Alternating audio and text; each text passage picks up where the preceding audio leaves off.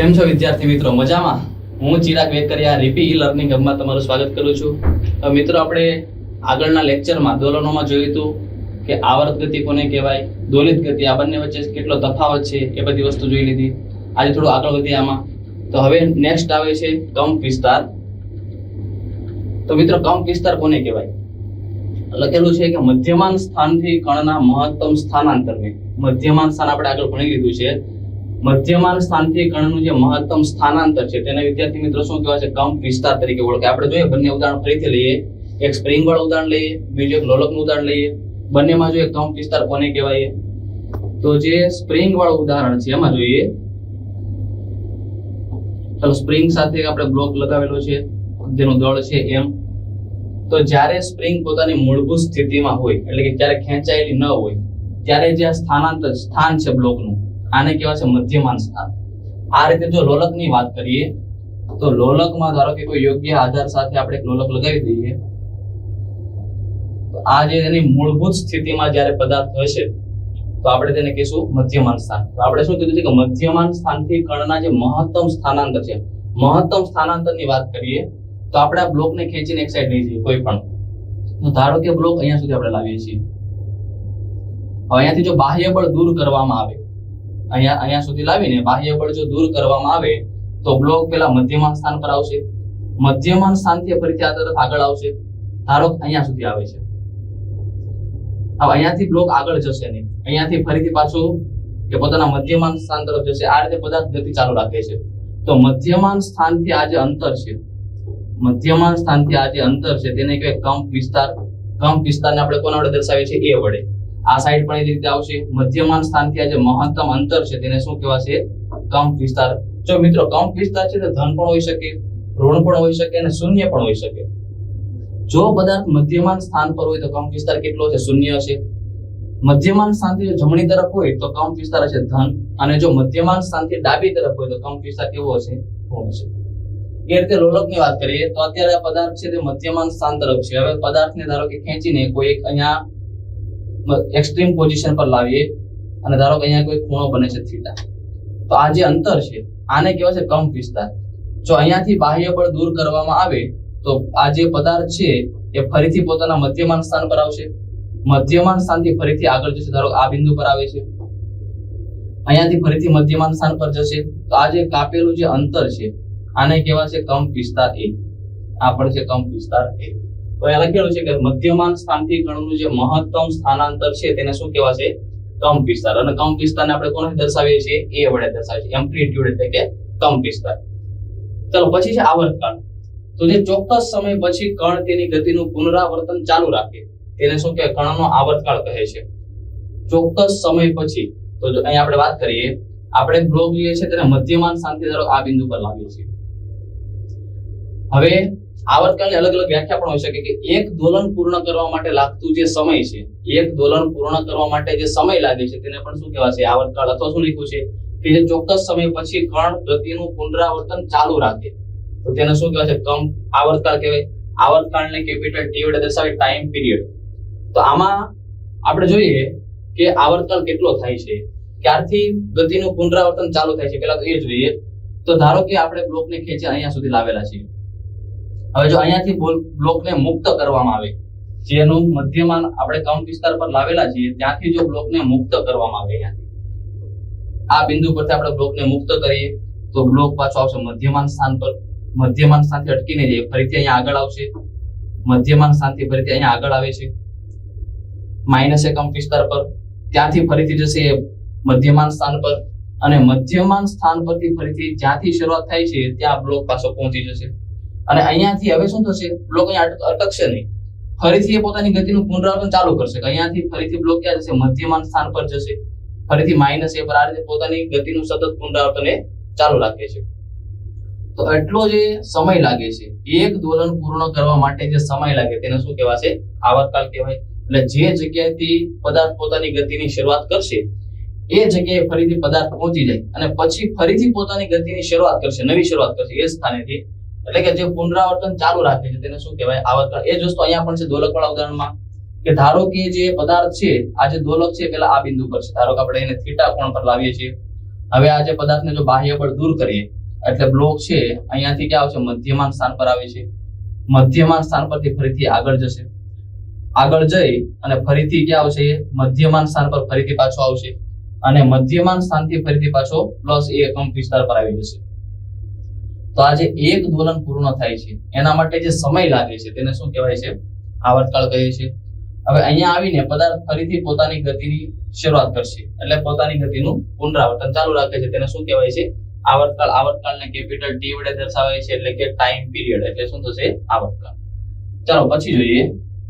ચાલો જો હવે આવર્તકાળ જે છે ટી બરાબર સૂત્ર છે 2π/ω અથવા તો ટી બરાબર શું આવશે 1/f પણ લખાય છે. જે ઓમેગા એ કોણીય આવૃત્તિ છે ને f એટલે શું થાય, આવૃત્તિ. કોણીય આવૃત્તિ એટલે જે ખૂણો બને છે, આપણે જોયું હમણાં લોલકવાળું જે ઉદાહરણ હતું એમાં, તો એમાં જે ખૂણો બને છે એ છે કોણીય આવૃત્તિ. આ સૂત્ર ક્યાંથી આવે છે જોઈએ. ટાઈમ પીરિયડ ટી બરાબર આપણે લખ્યું છે 2π/ω. તો એક ઉદાહરણ લઈએ. ધારો કે એક ચક્ર પૂર્ણ કરવા માટે લાગતો જે સમય છે, એક ચક્ર પૂર્ણ કરવા માટે જે લાગતો સમય છે એના પર આપણે શું કહીએ છીએ, આવર્તકાળ કહીએ છીએ. અહીંયા 0 થી આપણે શરૂઆત કરીએ, 0 પછી આવશે π/2, π 3π/2 અને આવશે 2π. એટલે અહીંયા એક ચક્ર પૂર્ણ થાય છે, અહીંયાથી લઈ અહીંયા સુધી એક ચક્ર પૂર્ણ થાય અને એક ચક્ર પૂર્ણ કરવા માટે લાગતો જે સમય છે તેને શું કહેવાશે, સ્થાનાંતર. તો આમાં જો આ ઓમેગા જે છે આપણે લીધું એને કોણીય આવૃત્તિ કીધું છે અથવા તેને કોણીય સ્થાનાંતર. તો કોણીય સ્થાનાંતરનું સૂત્ર શું હતું, કોણીય વેગ. ઓમેગા એટલે કોણીય વેગનું સૂત્ર શું લખાય અહીંયા, તો કોણીય વેગ બરાબર સ્થાનાંતરના છેદમાં સમય. સ્થાનાંતર કેટલું થાય છે અહીંયા 2π જેટલું સ્થાનાંતર થાય છે. સમય એક ચક્ર પૂર્ણ કરવા માટે લાગતો સમય કેટલો છે, t. એટલે કોણીય વેગ ઓમેગા બરાબર સ્થાનાંતરના છેદમાં સમય. કોણીય વેગ બરાબર સ્થાનાંતરના છેદમાં સમય. એક ચક્ર અહીંયાથી લઈ 0 થી શરૂઆત કરીને એક ચક્ર પૂર્ણ થાય એટલે 2π જેટલું રેડિયન જેટલું અંતર કાપે, 2π રેડિયન જેટલું. એટલે કે સ્થાનાંતર કેટલું થાય છે, એટલે કે અંતર ખરેખર સ્થાનાંતર શૂન્ય થઈ જશે પણ અંતર કેટલું કપાય છે, અંતર કપાય છે 2π જેટલું. અને એના એક ચક્ર પૂર્ણ કરવા માટે લાગતો જે સમય છે તેને શું કે આવર્તકાળ એટલે કે t. તો ઓમેગા બરાબર શું છે 2π/t. આમાંથી t ને કરતા બનાવીએ તો t બરાબર શું લખાશે 2π/ω. t બરાબર 2π/ω. જે આવૃત્તિનું વ્યસ્ત છે, આવર્તકાળ અને આવૃત્તિ એકબીજાના કેવા છે, વ્યસ્ત. આવર્તકાળ એટલે શું કીધું આપણે કે જે ચોક્કસ સમય પછી અથવા તો એક દોલન પૂર્ણ કરવા માટે લાગતો જે સમય છે તેને શું કહેવાશે, આવર્તકાળ કહેવાય. આવૃત્તિ કોને કહેવાય, તો એક સેકન્ડમાં થતા જે દોલનોની સંખ્યા છે તેને શું કહેવાશે, આવૃત્તિ કહેવાય. એક સેકન્ડમાં જે દોલન થાય છે, જો આપણે લોલકવાળા ઉદાહરણથી ખાલી સમજી લઈએ. મધ્યમાન સ્થાન છે, અહીંયા ધારો કે કોઈ થીટા ખૂણા પર છે, આની એક્સ્ટ્રીમ પોઝિશન છે. આ બ્લોક અહીંયાથી આપણે શરૂઆતમાં ધારો કે t બરાબર 0 સમયે બ્લોક આ સ્થાને છે, ત્યાંથી જો આપણે છોડી દઈએ તો ધારો કે 1 સેકન્ડમાં બ્લોક અહીંયા પહોંચે છે. અહીંયાથી આપણે છોડી દઈએ t બરાબર 0 સમયે જો બાહ્ય બળ દૂર કરવામાં આવે તો ધારો કે બ્લોક આ જગ્યા પર પહોંચે છે. 1 સેકન્ડમાં ધારો કે આ જે સમય છે એ સ્થાનથી બી સ્થાન પર પહોંચવા માટે ધારો કે કેટલો સમય લાગે છે, 1 સેકન્ડ. તો 1 સેકન્ડમાં જે દોલન થાય છે તેને શું કહેવાય, આવૃત્તિ કહેવાય. તો તમે જોઈ શકો છો આવૃત્તિ છે એ પૂર્ણાંક સંખ્યામાં હોય જરૂરી નથી, એ અપૂર્ણાંક પણ હોઈ શકે. એક દોલન અહીંયા પૂર્ણ નથી થતું, એક દોલનનો અમુક ભાગ જ પૂર્ણ થાય છે. એનો મતલબ કે જે આવૃત્તિ છે તે અપૂર્ણાંક પણ હોઈ શકે. એટલે 1 સેકન્ડમાં જે દોલન થાય તેને આવૃત્તિ કહેવાય અને એક દોલન પૂર્ણ કરવા માટે લાગતો જે સમય છે તેને શું કહેવાય છે, આવર્તકાળ. ચાલો પછી જોઈએ આગળ. ચાલો દોલન અથવા કંપન. જો બંનેમાં ફરક છે, દોલન અથવા કંપન. જ્યારે કોઈ કણ મધ્યમાન સ્થાન અથવા તેનું બીજું નામ છે સમતોલન બિંદુ, આપણે એને નિયત બિંદુ પણ કહી શકીએ. તો મધ્યમાન સ્થાનથી એક બાજુ ગતિ કરી ફરી પાછો મધ્યમાન સ્થાન પર આવી બીજી ગતિ કરી ફરી મધ્યમાન સ્થાન પર આવે તો આ પ્રક્રિયાને એક દોલન પૂરું થયું તેમ કહેવાય. એ આપણે જોઈ લીધું છે હમણાં. એક દોલન પૂર્ણ ક્યારે થશે અને એક દોલન પૂર્ણ થાય તો આલેખ કેવો મળશે તમે સમજો.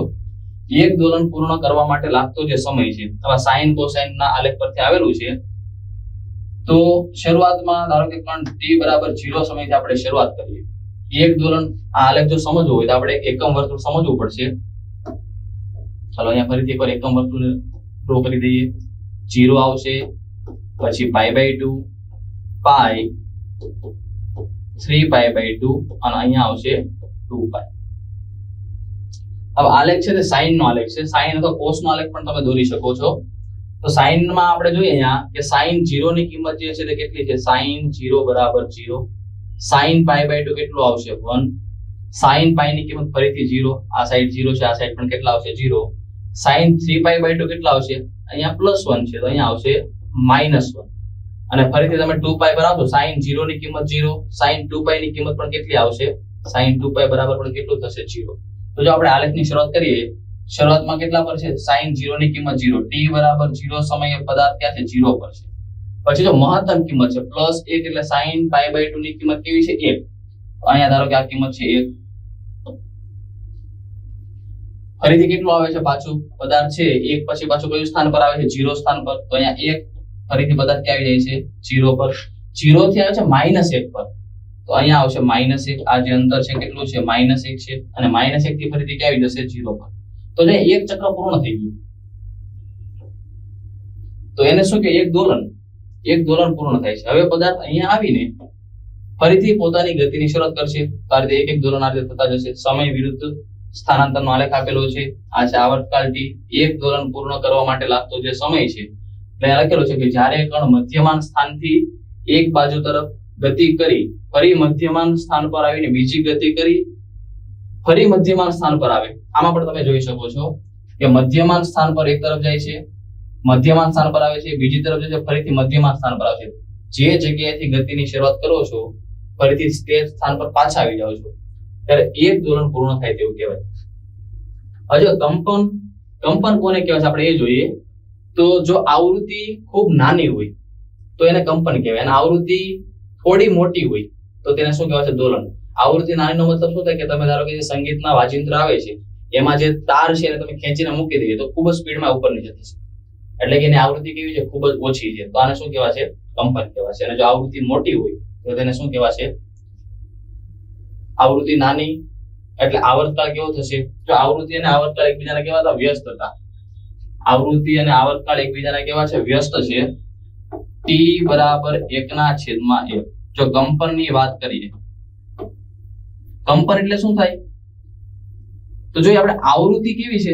જેની આવૃત્તિ એટલે થાય 1 સેકન્ડમાં થતા દોલનોની સંખ્યા. તો સંગીતના જે વાજિંત્રની આપણે વાત કરીએ છીએ તેમાં જે તાર હશે તો તારની સ્પીડ છે ખૂબ જ વધારે હોય, એટલે કે 1 સેકન્ડમાં થતા દોલનોની સંખ્યા વધારે છે.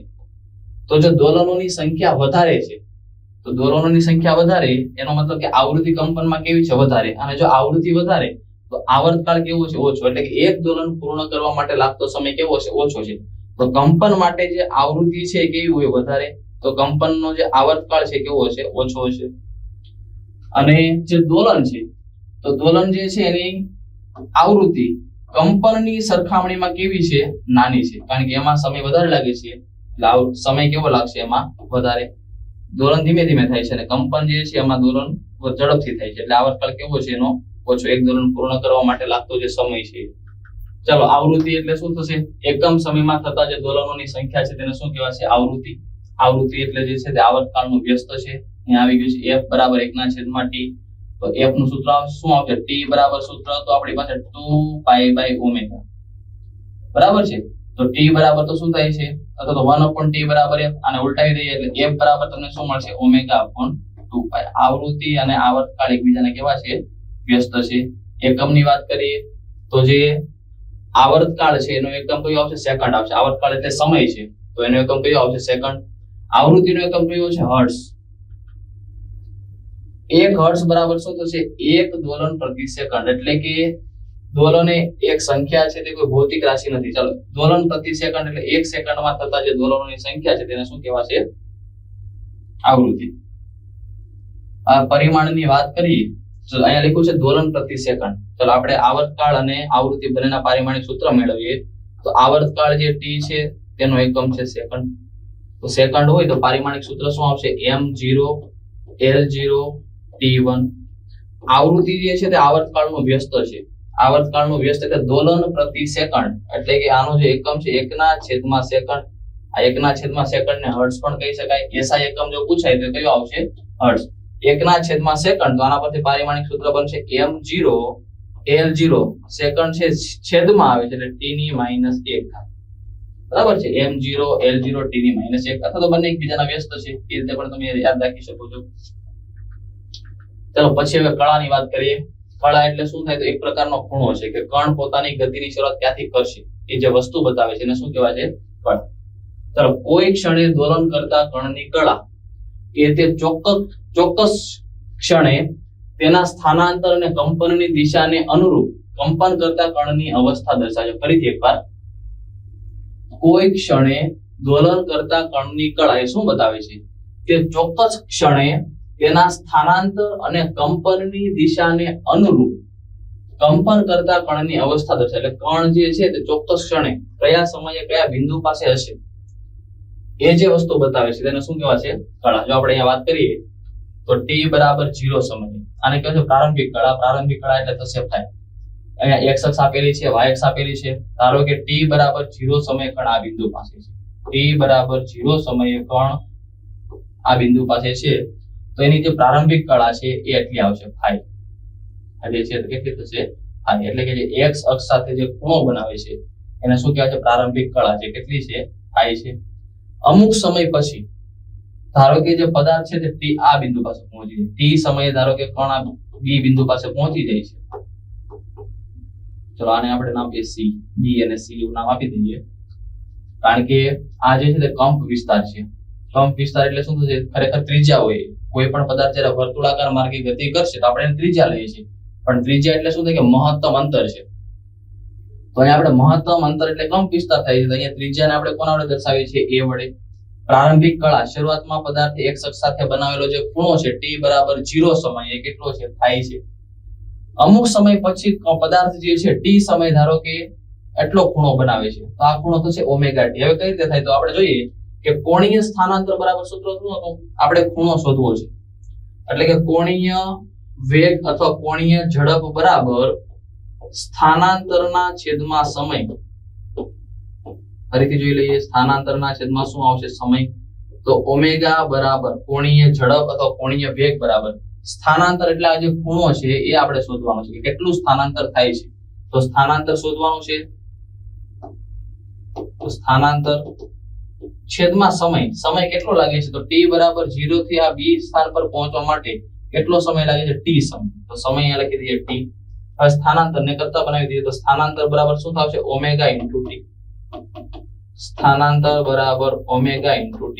એટલું સ્થાનાંતર થાય. t સમયમાં કણનું સ્થાનાંતર કેટલું થાય છે? Omega into t. તો આ જે આખો ખૂણો બને છે x અક્ષ સાથે એને શું કહેવાય? કળા.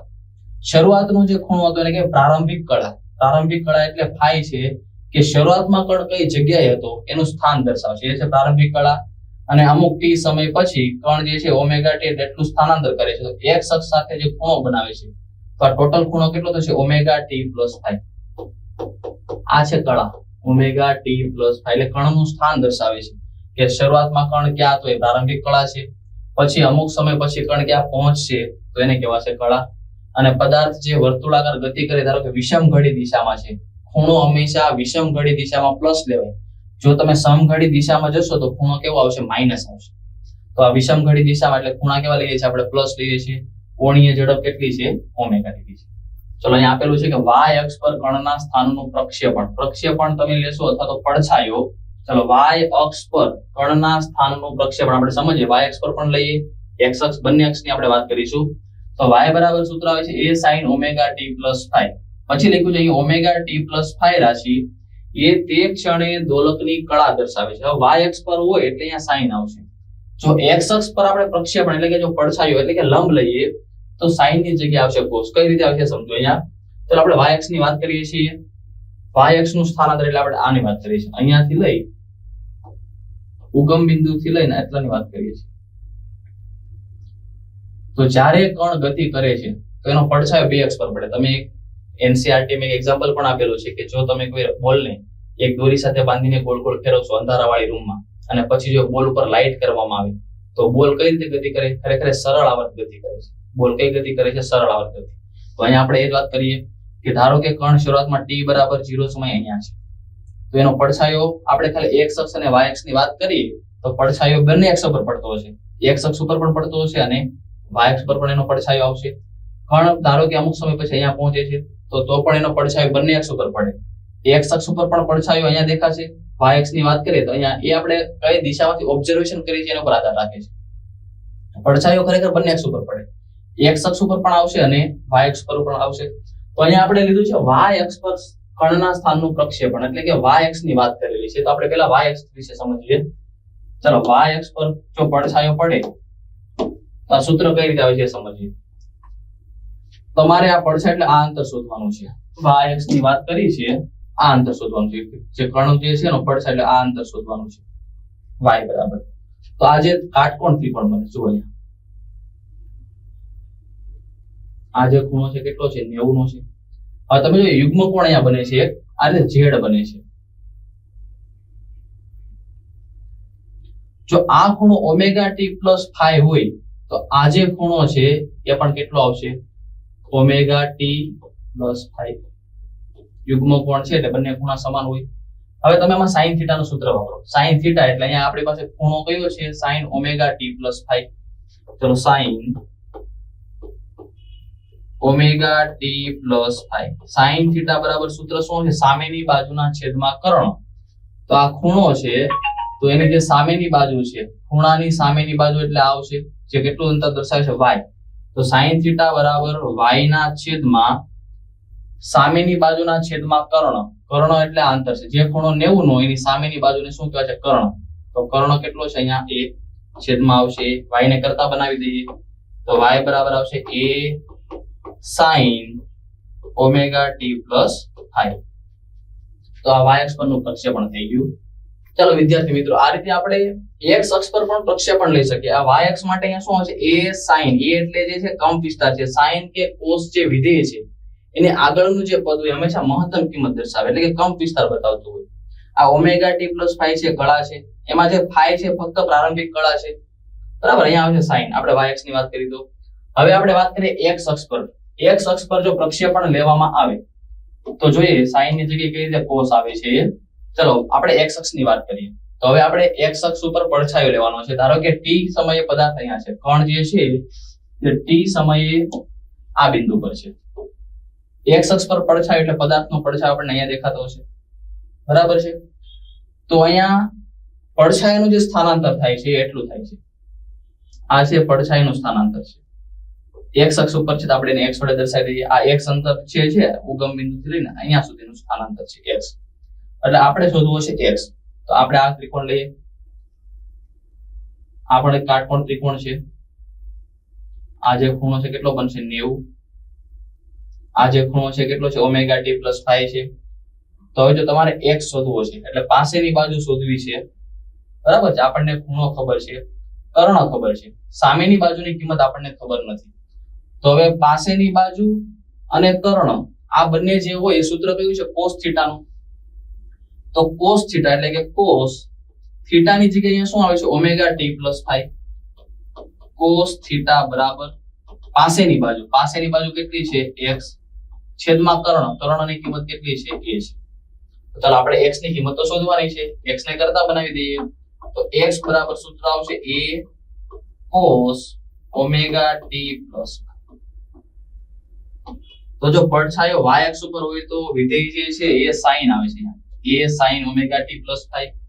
x અક્ષ ઉપરના પ્રક્ષેપણ પડછાયાની જો વાત કરતા હોઈએ તો sin ની જગ્યાએ વિધેય બદલીને શું થઈ જશે, cos.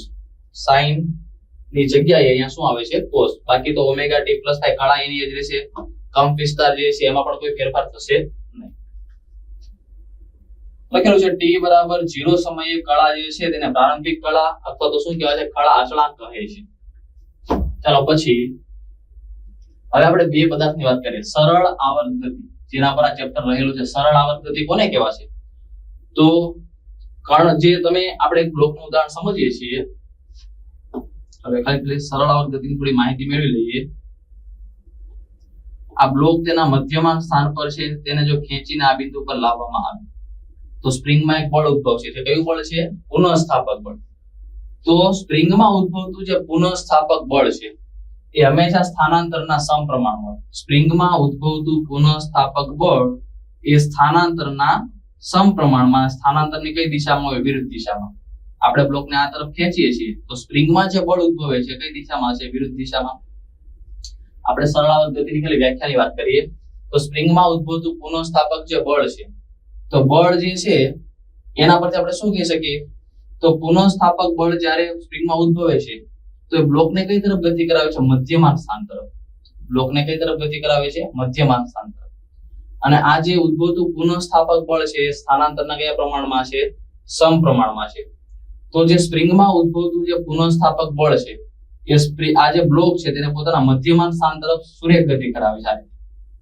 તો એને કઈ કહેવાય છે, સરળાવર્ત ગતિ. જેના વિશે આપણે પાછળ જોવાના છે ડિટેલમાં. આપણે સમજી લઈએ કે અહીંયા ઉદ્ભવતું પુનઃસ્થાપક બળ છે તે આ બ્લોકને કઈ તરફ ગતિ કરાવે છે, પોતાના મધ્યમાન સ્થાન તરફ ગતિ કરાવે છે. એટલે કે સ્પ્રિંગમાં ઉદ્ભવતું પુનઃસ્થાપક બળ એ બ્લોકને મધ્યમાન સ્થાન તરફ ગતિ કરાવે છે. અને આ જે પુનઃસ્થાપક બળ છે સ્થાનાંતરના કયા પ્રમાણમાં હોય, સમપ્રમાણમાં. અને તમે એ પણ જોઈ શકો છો કે આ બ્લોક જે ગતિ કરે છે કઈ ગતિ છે, સરળ સુરેખ પથ પર ગતિ કરે છે. એટલે આને કઈ ગતિ કીધી છે, સરળ આવર્ત ગતિ, સિમ્પલ હાર્મોનિક મોશન. ચાલો આપણે અહીંયા બે કણની વાત કરવાની છે કે સરળ આવર્ત ગતિ કરતા જો બે અલગ અલગ કણ લેવામાં આવે અને બંનેની જો કળા અલગ અલગ હોય, જો સરળ આવર્ત ગતિ કરતા બે કણોની કળા અનુક્રમે ઓમેગા ટી પ્લસ φ1 અને બીજું જે કણ છે તેની કળા જો ઓમેગા ટી પ્લસ φ2 હોય, એટલે જો બંનેની પ્રારંભિક કળા અલગ અલગ છે, બંને એક સરખા સમયમાં એક સરખું અંતર કાપે છે, ઓમેગા ટી આમાં પણ છે, આમાં પણ ઓમેગા ટી છે, એટલે બંનેની ઝડપ જે છે એ કેવું છે, સ્થાનાંતર એક સરખા સમયમાં એક સરખું થાય છે, પણ બંનેની શરૂઆત અલગ અલગ સ્થાનેથી થાય છે. પહેલા કણની પ્રારંભિક કળા છે φ1, બીજા કણની છે પ્રારંભિક કળા છે કેટલી છે, φ2. તો બે કણો વચ્ચેનો કળા તફાવત કેટલો છે, તો બંનેની બાદબાકી કરી નાખીએ. Omega T plus φ2 minus omega T plus φ1. જો કાઉન્સ છૂટો કરવામાં આવે તો plus omega T minus omega T બંને કેન્સલ થઈ જાય. અહીંયા વધે છે φ2. આ માઇનસ પ્લસ એટલે નિશાની કઈ આવશે, માઇનસ, અને શું આવે છે ત્યાં φ1. એટલે આ કળા તફાવત છે ડેલ્ટા φ બરાબર શું આવશે, φ2 માઇનસ φ1. પછી આપેલું છે બે કંપન કરતા કણો સમાન કળામાં છે એવું ક્યારે કહેવાય, તો સમાન કળામાં હોય એવું ત્યારે જ કહેવાય કે જ્યારે તેમની વચ્ચેનો જે કળા તફાવત છે એ પાઈના પૂર્ણ ગુણાંકમાં હોય. બે કંપન કરતા કણો સમાન કળામાં છે તેવું ક્યારે કહેવાશે, તો તેમની વચ્ચેનો જે કળા તફાવત છે તે પાઈના પૂર્ણ ગુણાંકમાં હોય. જોઈએ અહીંયા લખેલો ડેલ્ટા φ કેટલો છે, 2n π, એટલે કે બંને સમાન કળામાં છે. જો તમે n બરાબર 1 લખશો તો અહીંયા આવશે 2π. એક ચક્ર પૂર્ણ થાય. જો તમે 2π એટલે કેટલું ચક્ર પૂર્ણ થાય, એક ચક્ર.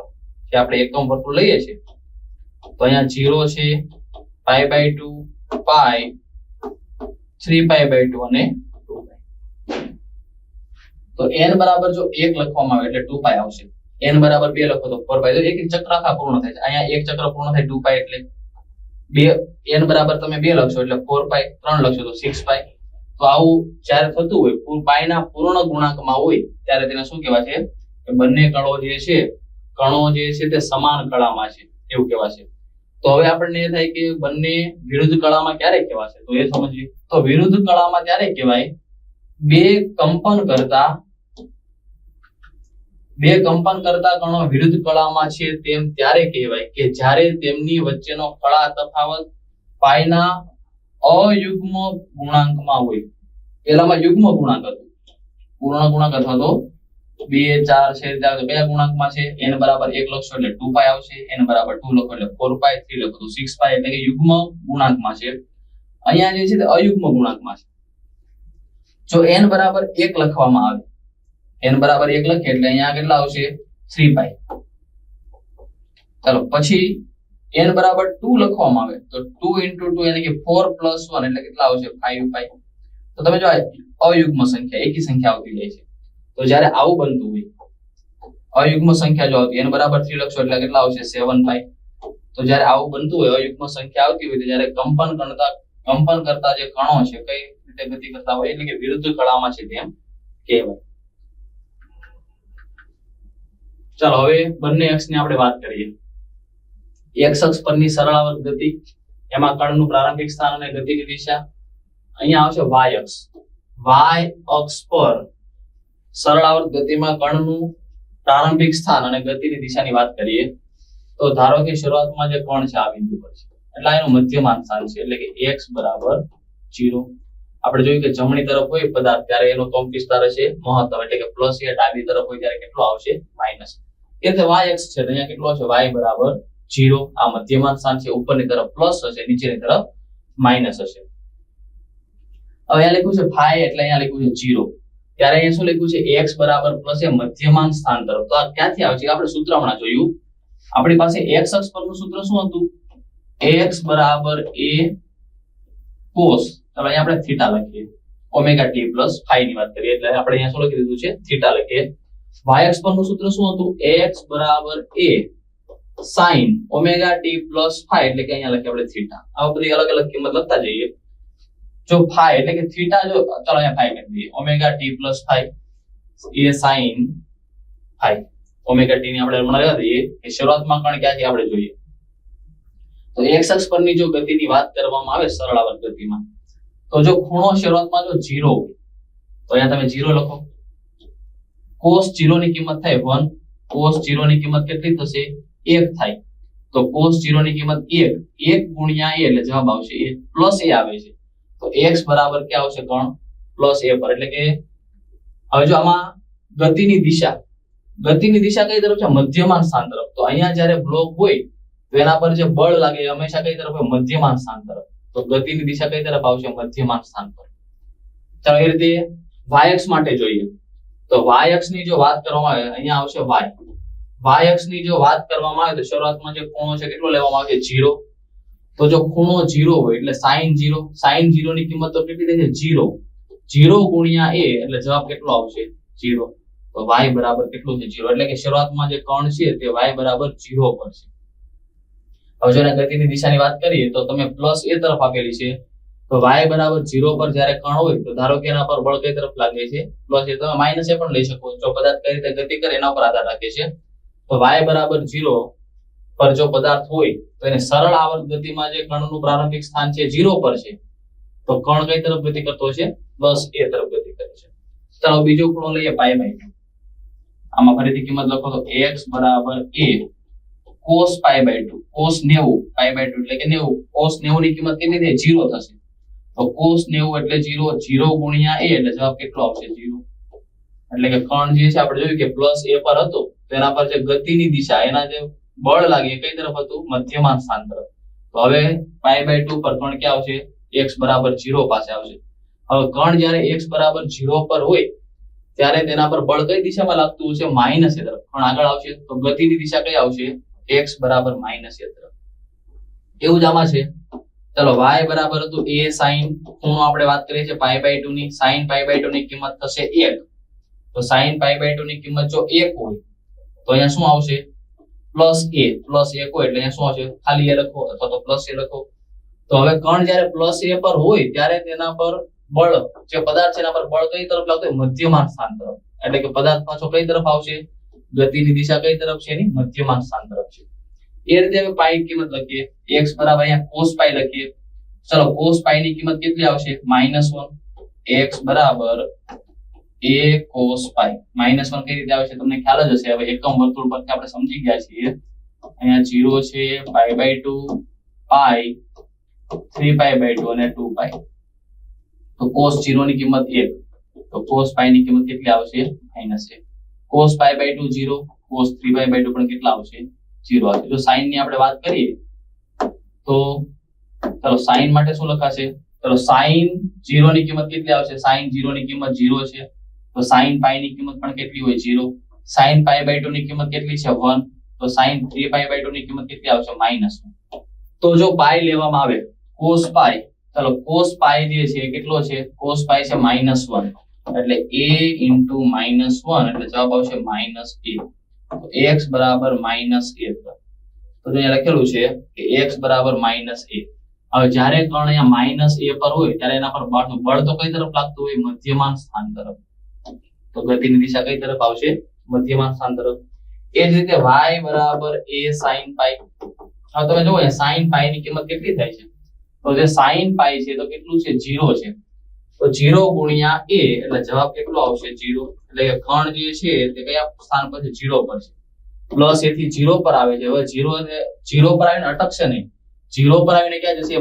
-a તરફ ગતિ કરશે. એટલે કે જે ગતિની દિશા છે ઋણ છેડા y બરાબર -a તરફ. ચાલો હવે 3π/2 લખીએ, પછી 2π પણ આવશે. તો 3π/2 sin cos 3π/2 cos 3π/2 ની કિંમત કેટલી છે? 0 છે. તો અહીંયા તમે 0 લખશો એટલે x બરાબર તો કેટલું આવશે? 0 આવશે. તો જો પેલા કર્ણ એ માઈનસ a તરફ હતો, માઈનસ a થી હવે કર્ણ ક્યાં આવશે? 0 પર. તો 0 પર આવીને અટકશે તો નહીં. તો કઈ તરફ ગતિ કરે છે? પ્લસ a તરફ ગતિ કરશે. બરાબર છે, એટલે અહીંયા લખ્યું છે પ્લસ a તરફ. તો એ જ રીતે આમાં y બરાબર a sin 3π/2 આપણે વાત કરી છે 3π/2 ની. તો sin 3π/2 જે છે એની કિંમત છે -1. આની કિંમત છે -1 ગુણ્યા a એટલે જવાબ આવશે -a. તો જો કર્ણ પેલા કઈ તરફ હતો? ઋણ છેદ y બરાબર 0 પર છે, આ રીતે છે. બરાબર છે, એટલે સ્થાનાંતર -a તરફ. હવે કર્ણ જો -a પર આવે તો પાછું બળ કઈ તરફ લાગતું હોય? ઉપર તરફ. ઉપર તરફ એટલે કઈ તરફ? મધ્યમાન સ્થાન પર. એટલે કર્ણની જે ગતિની દિશા છે કઈ તરફ આવશે? મધ્યમાન સ્થાન પર. ચાલો હવે કોણીય આવૃત્તિની વાત કરીએ. કોણીય આવૃત્તિ કોને કહેવાય? તો સમયની સાપેક્ષે કણની કળામાં થતો જે ફેરફાર છે, કણની કળામાં જે ફેરફાર થાય છે એને શું કહેવાય છે? કોણીય આવૃત્તિ કહેવાય છે. કોણીય આવૃત્તિનો એકમ છે રેડિયન પ્રતિ સેકન્ડ. એના પારિમાણિક સૂત્રની વાત કરીએ તો અહીંયા લખ્યું છે m0 l0 t-1. કારણ કે જે રેડિયન છે તો રેડિયન ને કોઈ એકમ હોતો નથી, એનું કોઈ પરિમાણ હોતું નથી. રેડિયન જે છે તે પરિમાણ રહિત છે. ખૂણો જે છે તે રેડિયનમાં વપાય અને એ કેવો છે? પરિમાણ રહિત છે. એટલે અહીંયા લખે ખાલી 1/સેકન્ડ. તો પારિમાણિક સૂત્ર બનાવતા હોય તો એની વાત કરીએ 1/સેકન્ડ. તો m0 આવશે l0 સેકન્ડ ઉપર છે એટલે t ની પાવર કેટલી થઈ જશે? -1. તો પરિમાણમાં શું છે? m0 l0 t-1. પછી અત્યારે તાક્ષણિક એટલે કોઈ ચોક્કસ સમયની વાત કરેલી હોય. કોઈ ચોક્કસ ક્ષણે કોઈ ચોક્કસ દિશામાં સમતોલન સ્થાનથી કણનું સ્થાનાંતર એ તાક્ષણિક સ્થાનાંતર તરીકે ઓળખાય છે. એટલે કે કણ ચોક્કસ સમય કઈ જગ્યાએ છે, બરાબર છે. કોઈ ચોક્કસ ક્ષણે કોઈ ચોક્કસ દિશામાં સમતોલન સ્થાનથી હંમેશા સ્થાનાંતર માપવાનું છે આપણે. તો સમતોલન સ્થાનથી કણનું જે સ્થાનાંતર છે તેને શું કહે છે? તાક્ષણિક સ્થાનાંતર તરીકે ઓળખાય છે. ચાલો પછી સરળ આવર્ત ગતિ. હવે સરળ આવર્ત ગતિ જે છે એ સૌથી સાદું સ્વરૂપ છે. સરળ આવર્ત ગતિ એ ત્વરિત ગતિ અથવા કંપન ગતિનું સાદું સ્વરૂપ છે. સરળ આવર્ત ગતિ બે પ્રકારની હોય છે. જોઈએ આપણે, પેલી છે રેખીય સરળ આવર્ત ગતિ, બીજી આવશે કોણીય સરળ આવર્ત ગતિ. તો રેખીય એટલે આપણે જે સ્પ્રિંગનું ઉદાહરણ લઈએ છીએ, વારંવાર જે સ્પ્રિંગના ઉદાહરણથી સમજીએ છીએ, કઈ ગતિ છે? રેખીય સરળ આવર્ત ગતિ છે. જ્યારે કોઈ પદાર્થ સુરેખ રેખા પર કોઈ નિશ્ચિત બિંદુ એટલે મધ્યમાન સ્થાન અથવા તો સંતુલન બિંદુ અથવા સંદર્ભ બિંદુ. તો જ્યારે કોઈ પદાર્થ સુરેખ રેખા પર કોઈ નિશ્ચિત બિંદુ એટલે કે મધ્યમાન સ્થાનને અનુલક્ષીને આગળ પાછળ કે ઉપર નીચે ગતિ કરે તો તેને રેખીય સરળ આવર્ત ગતિ કહે છે. અહીંયા તો બે વસ્તુ લખી છે, આગળ પાછળ કે ઉપર નીચે. આગળ પાછળનું આપણે ઘણી વાર ઉદાહરણ સમજીએ. આ જે ગતિ છે, આ રીતે જે બ્લોક છે એમાં તો મધ્યમાન સ્થાનથી કઈ રીતે ગતિ કરે છે? આગળ પાછળ. પણ જો હવે સ્પ્રિંગને કોઈ યોગ્ય આધાર પર જડિત કરવામાં આવે આ રીતે, આને જો યોગ્ય બાહ્ય બળ આપીને નીચે તરફ ગતિ કરાવીએ તો આ જે બ્લોક છે તે ઉપર નીચે ગતિ કરે છે, બરાબર. તો બંને સરળ આવર્ત ગતિના ઉદાહરણ છે. કોઈ પણ રીતે પદાર્થ ગતિ કરતો હોય હંમેશા જે બળ છે તે મધ્યમાન સ્થાન તરફ લાગતું હોય. તો આ બંને જે ગતિ છે આમાં આગળ પાછળ ગતિ થાય છે બ્લોકની, આમાં ઉપર નીચે ગતિ થાય, પણ આ બંને થાય છે કઈ ગતિ? એક જ રેખા પર થાય છે. અને આ જે પદાર્થ પર બળ લાગશે એ હંમેશા મધ્યમાન સ્થાન તરફ લાગે છે. બ્લોક અહીંયા આવશે તો બળ મધ્યમાન સ્થાન તરફ, બ્લોક પાછો ધારો આ બિંદુ પર આવે છે પણ બળ તો હંમેશા કઈ તરફ લાગે છે? મધ્યમાન સ્થાન પર. અને પદાર્થ સુરેખ રેખા પર ગતિ કરે છે. એ જ વસ્તુ અહીંયા છે. તો આ જે ગતિ છે કઈ ગતિ છે? સરળ આવર્ત ગતિ છે, પણ કઈ? રેખીય સરળ આવર્ત ગતિ છે. સ્પ્રિંગની જોડેલા દળની ગતિ, અહીંયા જો આપણે ઉદાહરણ લઈએ એની વાત કરેલી છે તો કઈ ગતિ છે? સરળ આવર્ત ગતિ. અહીંયા સ્પ્રિંગનું તમને ઉદાહરણ પણ આપી દીધેલું છે. ચાલો જો અહીંયા સ્પ્રિંગ આપેલી છે તો આમાં જે ગતિ થાય છે તે સ્પ્રિંગની કઈ ગતિ છે? સરળ આવર્ત ગતિ. આ જે છે એમાં આગળ પાછળ ગતિ થશે, આમાં કઈ ગતિ થશે? ઉપર નીચે. બ્લોકને જો નીચે ખેંચવામાં આવે તો મધ્યમાન સ્થાનથી ઉપર નીચે ગતિ કરે છે, આમાં આગળ પાછળ ગતિ કરે છે. તો આ છે રેખીય સરળ આવર્ત ગતિ. અને પછી કોણીય સરળ આવર્ત ગતિ એટલે જે આપણે લોલકની વાત કરીએ છીએ તો એમાં એક ખૂણો બને છે. તો એ કઈ ગતિ છે? કોણીય સરળ આવર્ત ગતિ છે. ચાલો એમાં શું કીધું છે? જ્યારે કોઈ તંત્ર નિયત અક્ષની સાપેક્ષે કોણીય દોલનો કરતો હોય તો તેની ગતિને કોણીય સરળ આવર્ત ગતિ કહે છે. આપણે લોલકનું ઉદાહરણ સમજીએ. અહીંયા આ જે છે તે મધ્યમાન સ્થાન છે. હવે ધારો કે બ્લોક અહીંયા આવે છે, તો અહીંયા ખૂણો બને છે, એટલે કે કોણ. તો એને શું કહેવાય? કોણીય સરળ આવર્ત ગતિ. ખૂણો બદલાશે. હવે બ્લોક અહીંયા છે પ્લસ a પર છે, મધ્યમાન સ્થાન પર આવીને અહીંયા માઇનસ a પર જશે. તો અહીંયા પણ એક ખૂણો બને છે, ધારો કે થીટા. અહીંયા પણ ખૂણો બને છે થીટા. તો આ જે છે ક્યાં થશે? જ્યારે કોઈ તંત્ર નિયત અક્ષ એટલે આપણે આ અક્ષની વાત કરીએ છીએ, નિયત અક્ષની સાપેક્ષે કોણીય દોલનો કરતો હોય તો તેની ગતિને કઈ ગતિ કહેવાય છે? કોણીય સરળ આવર્ત ગતિ કહે છે. સાદા લોલકના જે ગોળાની ગતિ છે પેન્ડુલમ, એ કઈ ગતિ છે? કોણીય સરળ આવર્ત ગતિ છે. ચાલો એનું પણ અહીંયા ઉદાહરણ આપેલું છે, જુઓ. ચાલો આ છે મધ્યમાન સ્થાન છે, આ એક્સ્ટ્રીમ પોઝિશન છે એટલે મહત્તમ સ્થાનાંતર છે બંને. એક છે પ્લસ એ, બીજું છે માઇનસ એ. આ જે મધ્યમાન સ્થાન એટલે કે x બરાબર 0 હશે, x બરાબર છે પ્લસ a, x બરાબર છે માઇનસ a. તો અહીંયા એક ખૂણા જે બને છે આ, તો આને કહેવાય છે કોણીય સરળ આવર્ત ગતિ. અહીંયા આપેલું છે આ રીતે જે ખૂણો બને છે એ કઈ ગતિ છે? કોણીય. હવે આના માટેની શરત શું છે? કઈ શરત જરૂરી છે સરળ આવર્ત ગતિ થવા માટે એની વાત કરીએ તો પેલું પછી કણની ગતિ કેવી હોવી જોઈએ? દોલિત ગતિ હોવી જોઈએ. દોલિત એટલે પદાર્થ જે છે, કણ જે છે શું કરવો જોઈએ? દોલનો કરવો જોઈએ. એટલે કે અમુક સમય, અમુક ચોક્કસ સમયગાળા પછી પોતાની ગતિનું શું કરવું જોઈએ? પુનરાવર્તન કરવું જોઈએ. બીજી વસ્તુ એ છે કે કણની કુલ યાંત્રિક ઉર્જા સંરક્ષિત એટલે કે અચળ હોવી જોઈએ. એટલે કે ગતિ ઉર્જા અને સ્થિતિ ઉર્જાનો સરવાળો, એને જ આપણે કહીએ છીએ યાંત્રિક ઉર્જા. તો આ કેવી રહેવી જોઈએ? અચળ રહેવી જોઈએ. જો એક ઉર્જા ઘટતી હોય તો સામે બીજી ઉર્જા શું થવી જોઈએ? વધવી જોઈએ. આપણે સ્પ્રિંગનું ઉદાહરણ લઈએ. આ મધ્યમાન સ્થાન છે. હવે ધારો કે બ્લોક અહીંયા આવે છે, બે આપણે એની ગતિ લઈએ. કંપ વિસ્તાર એક છે પ્લસ a, આ જે અંતર છે તે, અને બ્લોક અહીંયા આવશે તો આ ધારો કે આપણે લઈએ માઇનસ a. બંને અંતર ખરેખર સરખા હોય. હવે જો બ્લોક પાસે અહીંયા કઈ ઉર્જા હશે? તો મધ્યમાન સ્થાનથી અહીંયા અંતર મહત્તમ છે. બ્લોકને અહીંયા બાહ્ય બળથી આપણે પકડી રાખીએ છીએ. બાહ્ય બળથી પકડી રાખેલો છે એટલે આની પાસે વેગ કેટલો છે? 0 છે. વેગ 0 એનો મતલબ કે ગતિ ઉર્જા કેટલી છે? 0 છે. તો જો અહીંયા ગતિ ઉર્જા 0 હોય આ સ્થાન પર, તો અંતર મહત્તમ છે. તો અંતર જો મહત્તમ, તો ત્યાં સ્થિતિ ઉર્જા કેવી હોય? મહત્તમ. ગતિ ઉર્જા 0, તો સ્થિતિ ઉર્જા મહત્તમ. હવે આ જે બ્લોક છે એ ધારો કે ગતિ કરીને અહીંયા પહોંચે છે. આપણે કોઈ ચોક્કસ સમયની વાત કરીએ તો આ બિંદુ પાસે, કણ પાસે બંને ઉર્જા છે. ગતિ ઉર્જા પણ હોય અને સ્થિતિ ઉર્જા પણ હોય. અહીંયા બ્લોક પાસે કઈક વેગ પણ હશે અને મધ્યમાન સ્થાનથી કઈક અંતર પણ છે એની પાસે. તો અહીંયા સ્થિતિ ઉર્જા અને ગતિ ઉર્જા બંને છે, પણ બંનેનો સરવાળો હંમેશા કેવો રહે? અચળ રહે. અહીંયા ધારો કે આપણે લીધું ગતિ ઉર્જા અહીંયા 0 છે, તો ધારો કે સ્થિતિ ઉર્જા અહીંયા 100 લઈએ આપણે. આ બિંદુ પાસે બંને ઉર્જા કઈક છે. ધારો કે અહીંયા ગતિ ઉર્જા છે એ ધારો કે આપણે 70 લઈએ, તો સ્થિતિ ઉર્જા કેટલી હશે? ત્યાં 30 જૂલ કે એકમ કોઈ જૂલ લઈ લઈએ. હવે જ્યારે મધ્યમાન સ્થાન પર આવે છે તો અહીંયા એક જ ઉર્જા છે જે છે ગતિ ઉર્જા. કારણ કે જો અહીંયા મધ્યમાન સ્થાનથી આ બ્લોકનું કોઈ અંતર છે નહીં. મધ્યમાન સ્થાન પર બ્લોક આવી ગયો છે તો આ બિંદુ પાસે તેની ગતિ ઉર્જા મહત્તમ છે અને સ્થિતિ ઉર્જા કેટલી છે? 0. ગતિ ઉર્જા મહત્તમ, તો આપણે કેટલું લઈએ છીએ? 100 લઈએ છીએ. તો અહીંયા ગતિ ઉર્જા કેટલી છે? 100.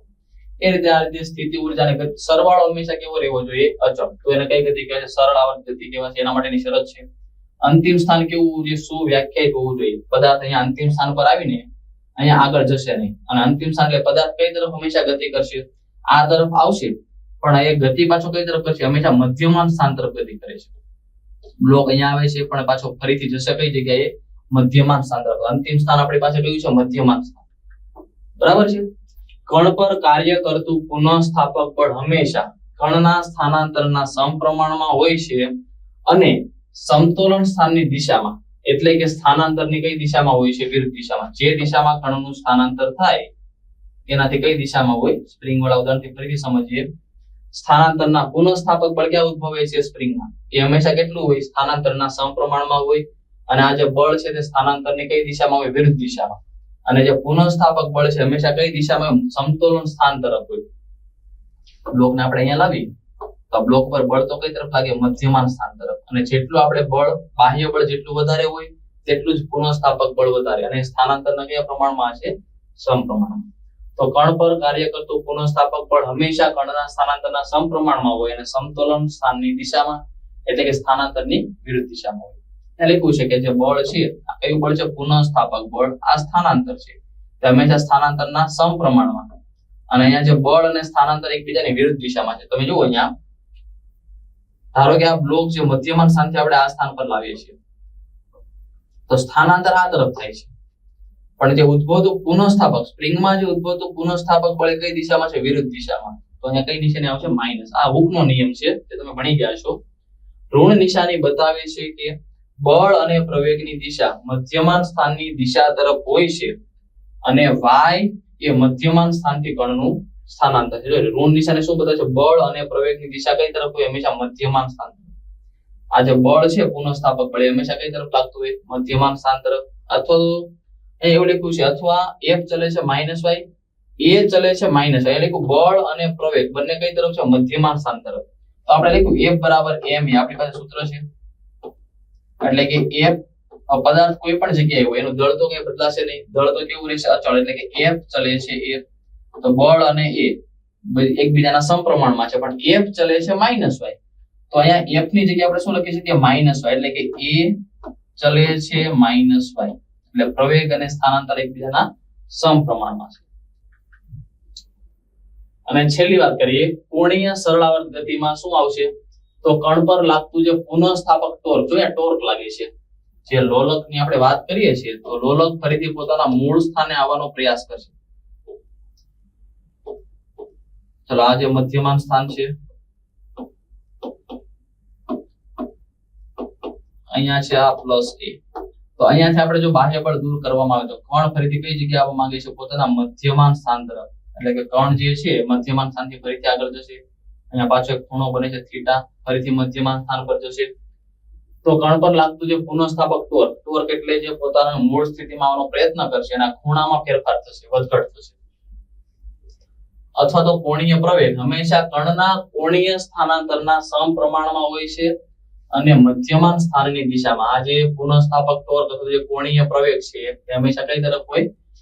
મધ્યમાન સ્થાનની દિશામાં હોય છે અને સ્થાનાંતરના સમપ્રમાણમાં. આ સૂત્ર આપણે હમણાં આગળ જોયું. આપણે શું લખતા હતા કે f ચલે છે -y અને a ચલે છે -y.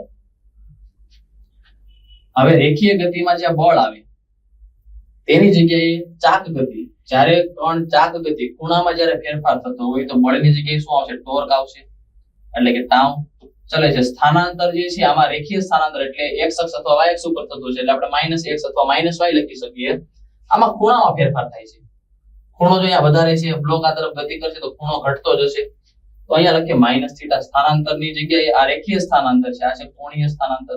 એટલે torque directly proportional to -θ. Minus નિશાની શું દર્શાવે છે? દિશા દર્શાવે. એ રીતે આ છે. અહીંયા જુઓ, પ્રવેગ જે છે આ રેખીય પ્રવેગ એટલે a, કોણીય પ્રવેગ એટલે આલ્ફા. ચાક ગતિ માટે કોણીય પ્રવેગ એટલે આલ્ફા, જે કોના સમપ્રમાણમાં છે? સ્થાનાંતરના સમપ્રમાણમાં. સ્થાનાંતર એટલે અહીંયા થીટા છે. તો વિદ્યાર્થી મિત્રો, આજે આપણે સરળાવર્ત ગતિ, રેખીય ગતિ કોને કહેવાય, કોણીય ગતિ કોને કહેવાય, x અક્ષ અને y અક્ષ પરના પ્રક્ષેપણ માટેના સૂત્ર જોયા. ચલો મળીએ નેક્સ્ટ વિડિયો લેક્ચરમાં. ત્યાં સુધી થેન્ક યુ. આવજો.